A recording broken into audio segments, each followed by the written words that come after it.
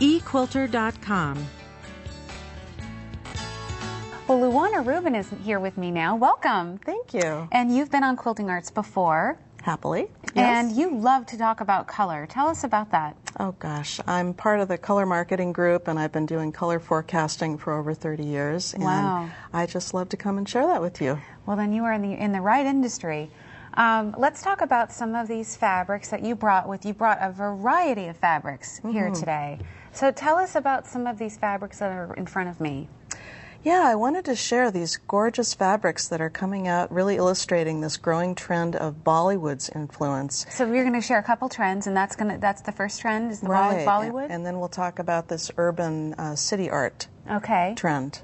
So explain Bollywood, because I know what it is, but some of our viewers may not know about Bollywood. Well, Bollywood is the Indian version of Hollywood, Indian as in India, on the other side of the continent.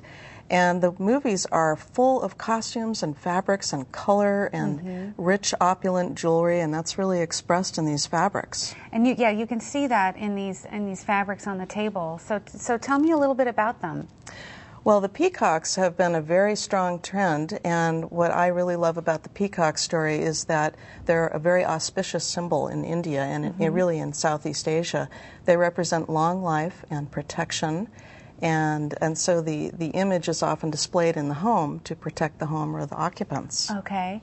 And this is just such an opulent looking piece of fabric, because you don't just have the peacock, but it almost looks collaged with some text behind here, and lots of swirly things, and very rich looking.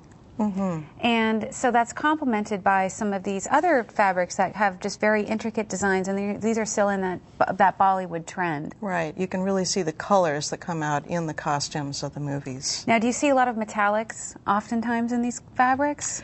In this trend you do. I think in the quilt industry it's not as common, but you really have to have the gold opulence in this particular trend. It really makes it sparkle.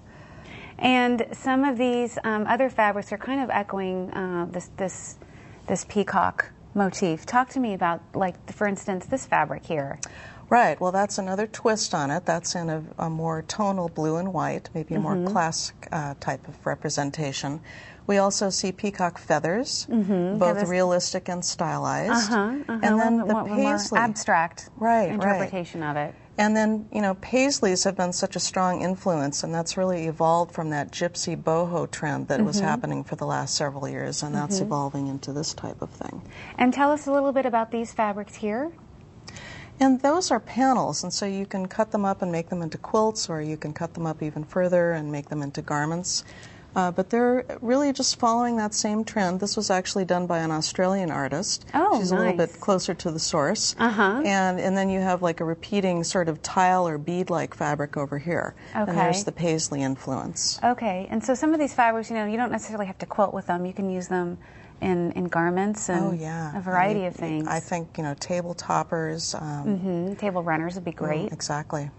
Okay, and tell us about this piece here. Is this with this trend here? Well, this is with the next trend. Okay, let's take a look at them. Okay, and so this trend is really about the evolution of graffiti and urban art, and those artists now are becoming full-fledged artists who are showing in galleries and having their work reproduced on products. And so, the bright color story here really mimics the graffiti that we've seen on the street. It used to be maybe at a construction site, you'd see this huge multicolor graffiti piece of artwork. And then this group over here really shows the kind of the textures and the symbols of the city. Well, I realized as we were going across the table, this piece here, I really thought it had to do more with the peacock story. Well, but it almost seems to blend the two. Yeah, well, that's why I put it here, because it's kind of a bridge piece, don't you think? This little circular design here leads us right into the story. But as you look closely, I mean, these are drips and spatters, and that's really more of a rough, edgy kind Yeah, these of are look. like paint splattered fabrics almost. Right. And then this piece here, more of that kind of really graffiti look. I love this fish piece, with the big buggy eyes. That's hilarious. Yeah, it is.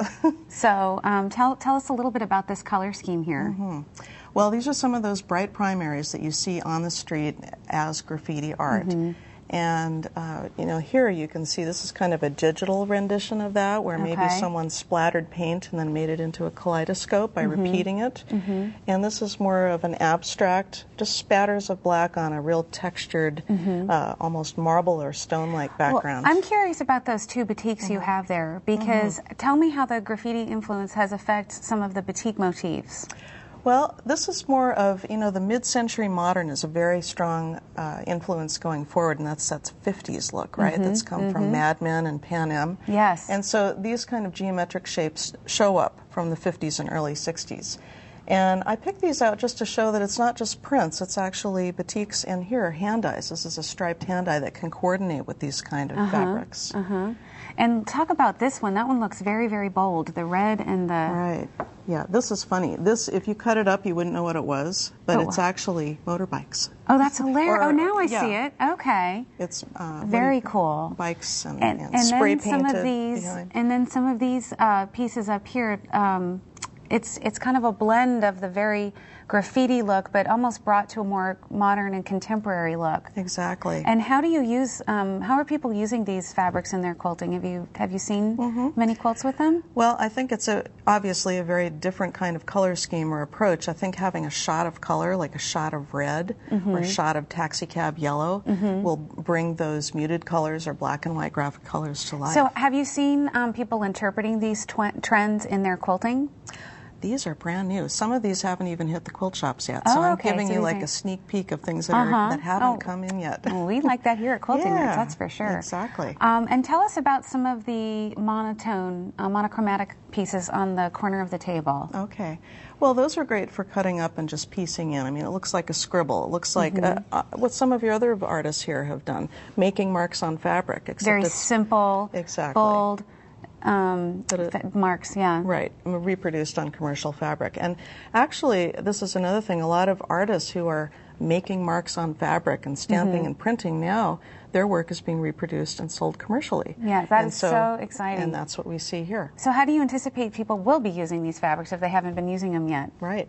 I think that they're going to be making quilts. For instance, this will be cut up into blocks. And I think that there's a big trend of large scale and sort of mixed up prints being cut up in very abstract ways, you know, not a fussy cut flower or a fussy cut peacock, but in this case, just kind of randomly cut up and put together in a very modern way that doesn't represent anything, but that's more evoking a feeling.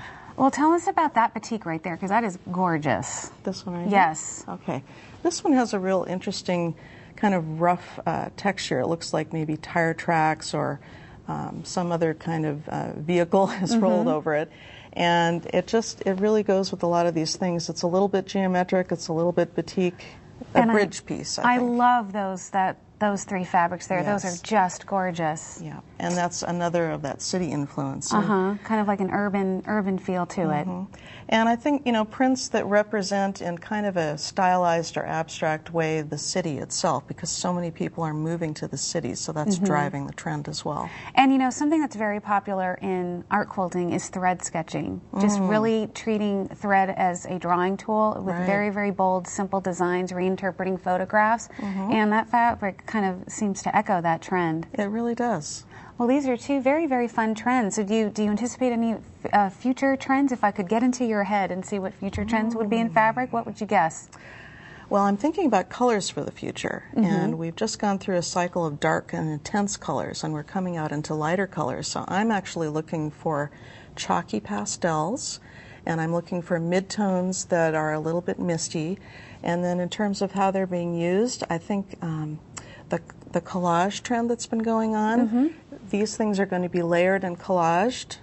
Just fantastic. A continuation of what you've been talking about, too. Thank you so much for coming, Luana. You're so welcome.